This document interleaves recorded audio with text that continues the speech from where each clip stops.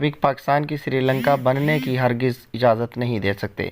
سابقہ P T I حکومت پاکستان کو دیوالیہ کرنے میں کوئی کسر نہ چھوڑ رکھی ہے۔ عمران خان کے بیانیے کی بدولت آج پاکستان پوری دنیا میں بدنام ہو چکی ہے۔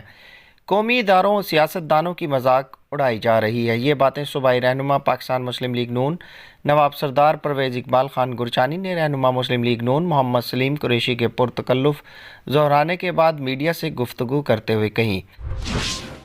کمشنر ڈیرہ غازی خان ڈویژن لیاقت علی چٹھا کی زیر صدارت ویڈیو لنک اجلاس منعقد ہوا، جس میں deputy commissioners Muhammad Anwar بریار، captain retired سمیع اللہ فاروق، اعجاز رحیم، فرحت حسین، رانا محمد حسین اور متعلقہ محکموں کے افسران شریک تھے۔ اجلاس میں 32 ریونیو انیشیٹیوز، پرائز کنٹرول، ترقیاتی منصوبوں، احساس راشن رعایت پروگرام اور دیگر معاملات کا جائزہ لیا گیا۔ کمشنر لیاقت علی چٹھا نے کہا کہ زیر التوا جوڈیشل انکوائریز جلد نپٹائی جائیں۔ پولیس لائن آمد پر ڈی پی او ڈیرہ غازی خان محمد اکمل کو پولیس کے چاق و چوبند دستے نے سلامی دی۔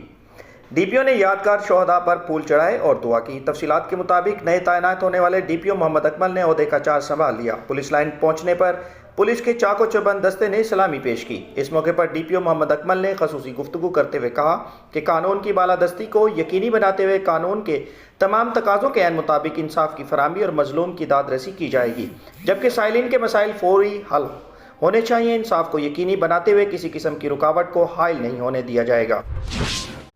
کمشنر ڈیرہ غازی خان ڈویژن لیاقت علی چٹھا نے تقریب سے خطاب کرتے ہوئے کہا کہ عہدے اور اختیارات امانت ہوتے ہیں۔